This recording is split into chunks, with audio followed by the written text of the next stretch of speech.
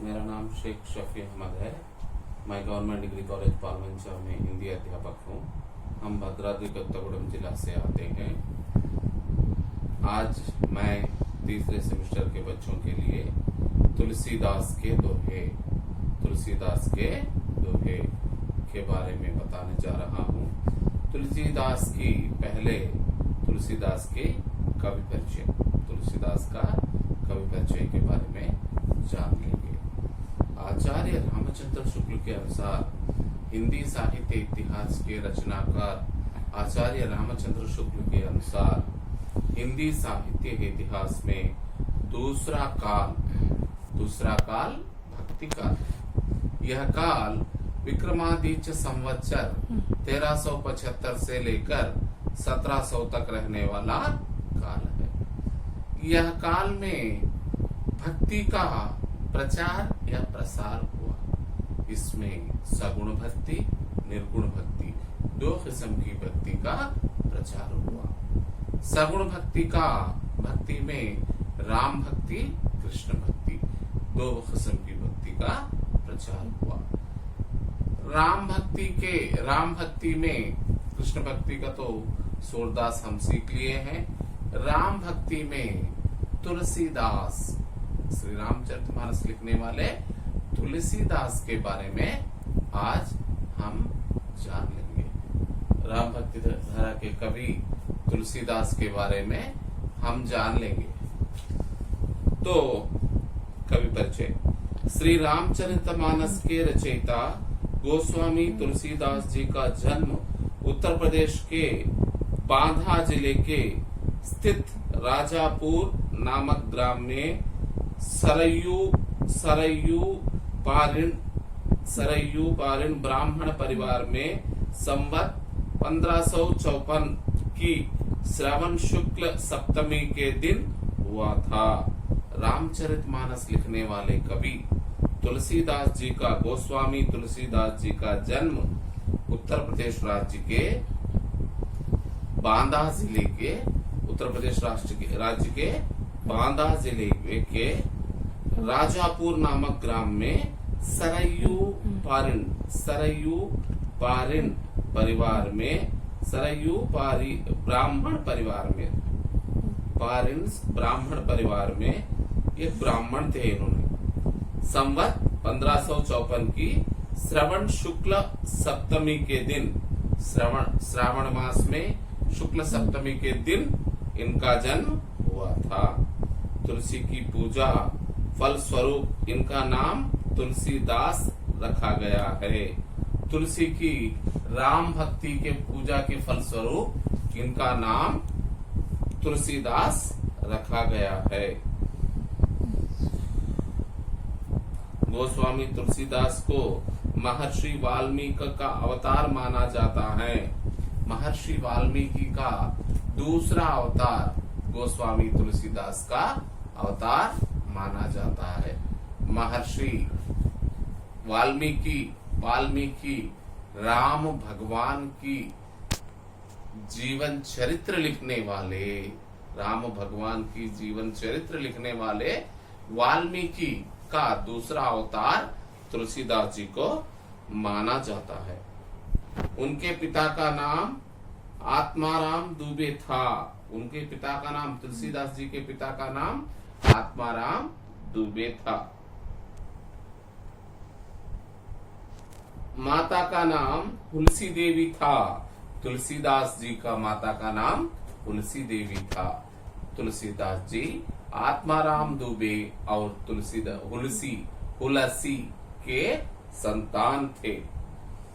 ऐसा कहा जाता है कि जन्म लेते ही इनके मुख से रुदन के स्थान पर राम शब्द का उच्चारण हुआ था।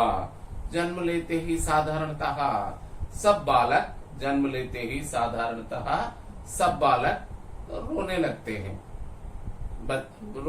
हैं। माँ के गर्भ से इस जमीन पर, इस भूमि पर आने के बाद सब बालक रोने लगते हैं। लेकिन तुलसीदास जमीन पर आते ही राम राम राम शब्द का उच्चारण करते हैं। इनके जन्म लेते ही इनका माता इस संसार से चल बसी। जन्म अवस्था, बालक को जन्म देने की अवस्था से तुलसी बालक को जन्म देकर, एक साधारण स्त्री बालक को जन्म देकर माँ की कुछ बीमारियों के कारण तुलसी का देहांत हो गया। तुलसी का देहांत हो गया। दासी ने, जिसका नाम चुनिया था, बालक का पालन पोषण बड़े प्यार से किया। ब्राह्मण परिवार की दासी चुनिया, ब्राह्मण परिवार की दासी चुनिया ने उस बालक का पालन पोषण बड़े प्यार से किया। 5.5 वर्ष की उम्र की में दासी चुनिया की भी मृत्यु हो गई। जो माँ, पालतू माँ, जो माँ अपने को पाली, जो दासी अपने को पाली, वो भी तुलसीदास के 5.5 वर्ष के उम्र में वह दासी का भी देहांत हो गया और बालक अनाथ हो गया। और 5.5 वर्ष की उम्र में बालक अनाथ हो गया।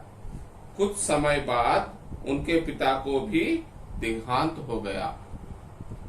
थोड़ी दिन के बाद माँ की ममता तो नहीं मिली, बाप का सहारा तो था, वे भी थोड़े दिन के बाद वे भी चल बसे। उनका परिवार नष्ट हो चुका था। तुलसीदास का परिवार नष्ट हो चुका था। उन्होंने अपने पिता तथा पूर्वजों का विधि पूर्वक श्रद्धा किया। उन्होंने अपने पिता और पूर्वजों का विधि पूर्वक श्रद्धा किया और गंगा घाट पर ही रहकर लोगों को राम कथा सुनाने लगे। जो गंगा घाट पर, जो गंगा में अपनी माँ के, अपने पिता के, अपनी पालक माँ के जो अस्थियां जो गंगा में उन्होंने बहाया, वही गंगा तट पर आने वालों को राम की कथा सुनाने लगे तुलसीदास जी।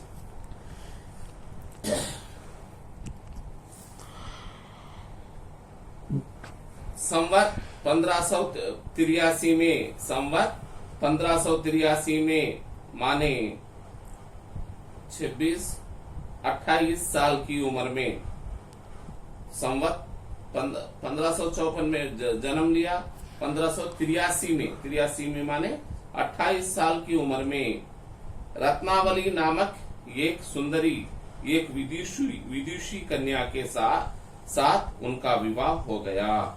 28 साल की उम्र में 1583 में रत्नावली नामक एक सुंदरी, एक विदुषी कन्या के साथ उनका विवाह हो गया। राम बोला को अपनी पत्नी से अत्यंत प्रेम था। राम बोला माने तुलसीदास को अपनी पत्नी रत्नावली से अत्यंत प्रेम था। एक बार जब रत्नावली को उसका भाई मायके ले गया तो वे वियोग न सह पाए, पीछे पीछे अपने ससुराल तक चल गए। रत्नावली को थोड़े दिन के बाद अपना भाई मायके को, रत्नावली के मायके को ले जाता है, लेकिन एक दिन भी, एक क्षण भी पत्नी वियोग ना सहकर तुलसीदास जी, राम बोला जी पत्नी के साथ साथ अपने ससुराल चल पड़ा। इससे उनके पत्नी का बहुत शर्म महसूस हुई। ऐसे पत्नी के पीछे आने वाले, पल्लू पत्नों की पीछे आने वाले, स्त्री के पल्लू में रहने वाले पति को देखकर रत्नावली को बहुत शर्म आई। रत्नावली को बहुत शर्म आई, शर्म महसूस हुआ। पर उसने लोक लज्जा के भय से जब उन्हें चुपचाप वापस जाने को कहा तो वे उससे उसी समय पर चलने का आग्रह करने लगे। जब उसने लोक लज्जा के कारण चुपचाप जैसे आए थे वैसे चले जाओ, जैसे आए थे वैसे चले जाओ, कहने से तुलसीदास जी कहने लगे, तुम भी मेरे साथ चलो, मैं अकेला नहीं जाऊंगा, मैं अकेला नहीं जाऊंगा। उनकी इस अप्रत्याशित उनकी ये अप्रत्याशित जिद से खींच कर रत्नावली ने एक दोहे के माध्यम से जो शिक्षा उन्हें दी, उसने ही तुलसीदास को महान तुलसीदास बना दिया। उनकी कृतियां इस प्रकार हैं। जब अपने पति पर क्रोध आई हुई रत्नावली अपने पति को एक पद्य के जरिए से, एक दोहे के जरिए से अपने पति को समझाया, दुनिया क्या होती है, बंधन क्या होते हैं, किससे कैसे रहना चाहिए। इससे तुलसीदास जी की आंखें खुली। तुलसीदास जी इतने महान कवि बने, रामचरितमानस लिखने वाले महान कवि बने। आज के हिंदुस्तान के हर एक ग्रामीण लोग, नागरिक लोग, हिंदुस्तान का हर एक आदमी रामचरितमानस को अपनी पुण्य पुस्तक मानता है, अपने घर में रखता है। राम की कथा हर एक आदमी रामचरितमानस से पढ़ता है। रामचरितमानस रामलाला ना हुचू रामचरितमानस उनकी तुलसीदास के मुख्य रचनाएं। रामचरितमानस, रामलाला ना हुचू, वैराग्य संदीपिनी, भैरव रामायण, पार्वती मंगल, जानकी मंगल, रामाज्ञा प्रश्न, दोहावली, कवितावली, गीतावली, श्री कृष्ण गीतावली, विनय पत्रिका, सत्सई, छंदावली, रामायण, कुंडलिया रामायण, राम शलाका, संकट मोचन, करखा रामायण, रोल रामायण, झूलना, चप्पा रामायण, कविता रामायण, बलिधार्म धर्म निरूपण, हनुमान चालीसा आदि जैसे ग्रंथ इन्होंने तुलसीदास जी ने अपने रचनाओं में लिखी है। उन्होंने अपना महाकाव्य रामचरितमानस लिखा है और संत तुलसीदास के नाम से प्रसिद्ध पाई। उन्होंने महाकाव्य राम की जीवन के बारे में, आदर्श पुरुषोत्तम राम के बारे में, दशरथ के पुत्रों के बारे में, दशरथ के 4 पुत्रों के बारे में, राम की जीवन के बारे में, रामायण के बारे में, सीता के कष्टों के बारे में, सीता से राम की ब्याह के बारे में, इस तरह से अपने रामचरितमानस में लिखा कि जनसामानस को रामचरितमानस पढ़ते वक्त, जनसामानस को पूरा पढ़ते वक्त अपने आंखों के सामने रामायण का चित्रण होता था, उन पात्रों का चित्रण होता था। रामचरितमानस रामायण का सजीव चित्रण है। रामचरितमानस रामायण का सजीव चित्रण है। जैसे एक एक रामचरितमानस के एक एक खंड में, एक एक पात्र के बारे में हम पढ़ते जाए तो वहाँ उस पात्र का सजीव रूप हमारे आंखों के सामने ऐसा चित्रित हो जाता है।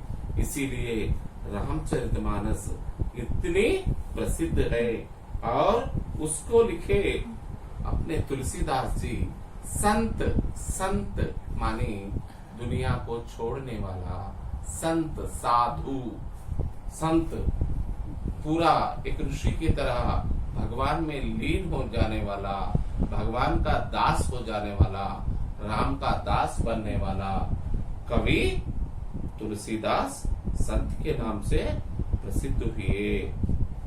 संत तुलसीदास संवत 1631 को रामनवमी के दिन संवत 1631 को रामनवमी के दिन ये उन्होंने रामचरितमानस लिखना आरंभ करके 2 वर्ष 7 माह 26 दिन संवत 1631 के रामनवमी के दिन उन्होंने रामचरितमानस लिखना शुरू किया और 2 वर्ष 7 माह 26 दिन पश्चात संवत 1633 के मार्गशीर्ष शुक्ल पक्ष में राम विवाह के दिन उसे पूर्ण किया। रामचरितमानस ये एक अमर ग्रंथ है जिसे हर हिंदू बड़े चाव से रखता है, बड़े चाव से पूजता है और उसे पढ़ता है। संवत 1680 में श्रवण शुक्ल सप्तमी शनिवार को 80 घाट पर राम राम कहते हुए अपना नश्वर शरीर का परित्याग किया तुलसीदास जी ने।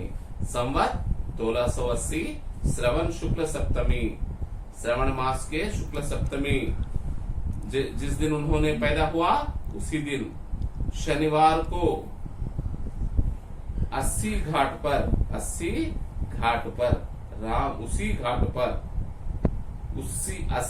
घाट पर गंगा के घाट पर राम राम कहते हुए अपना नश्वर शरीर को छोड़ दिया। महत्वपूर्ण रामचरितमानस लिखने वाले संत कवि तुलसीदास जी।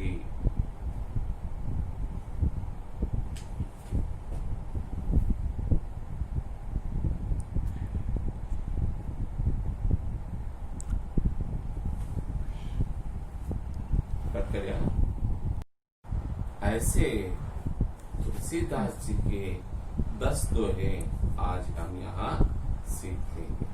पहला दोहा, राम नाम मन दीप धरू, राम नाम मन दीप धरू, जीह देहरी द्वार, जीह देहरी द्वार, तुलसी भीतर बाहे रहूं, तुलसी भीतर बाहे रहूं, जो चाहिस उजियार, जो चाहिस उजियार, राम नाम मन दीप धरूं, जीहू देहरी द्वार, तुलसी भीतर बाहे रहूं, जो चाहिसी उजियार।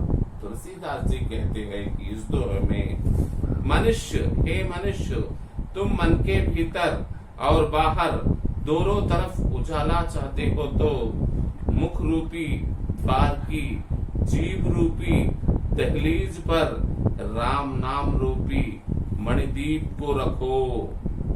हे मनुष्य, तुम अपने भीतर और अपने बाहर दोनों तरफ उजाला चाहते हैं तो, दोनों तरफ विज्ञान का उजाला चाहते हैं तो, अपनी जिंदगी में उजाला चाहते हैं तो मुख रूपी द्वार पर, द्वीप रूपी दहलीज पर राम नाम रूपी मणिदीप को रखो। अर्थात अगर हमें भगवान को प्राप्त करना है तो हमें मन में भी और जीव द्वारा भी राम नाम का जप करना चाहिए, तभी हमें भगवान की प्राप्ति होगी। इसका मतलब है अपने दिल से अपने दिल में समझकर, अपने दिल में समाकर जीभ से राम नाम का उच्चारण करने से आपकी जिंदगी में उजियाला भर जाता है, आपको भगवान की प्राप्ति होती है। इस तरह से कविवर तुलसीदास जी कहते हैं, फिर एक बार खति को, राम नाम मन दीप धरू, जीहा दोहरी द्वार, राम नाम मन दीप धरू, जीह दोहरी द्वार, तुलसी भीतर बाहे रहू, जो चाहिसा उजियार, जो उजियारा चाहता है, राम नाम को अपने मन में समझो, अपने जीभ द्वार पर से राम नाम का उच्चारण करो। इस तरह से तुम्हारी जिंदगी में उजियारा हो जाता है, तुम सुख संतोष से जी लेते हैं। बाकी 9 तो है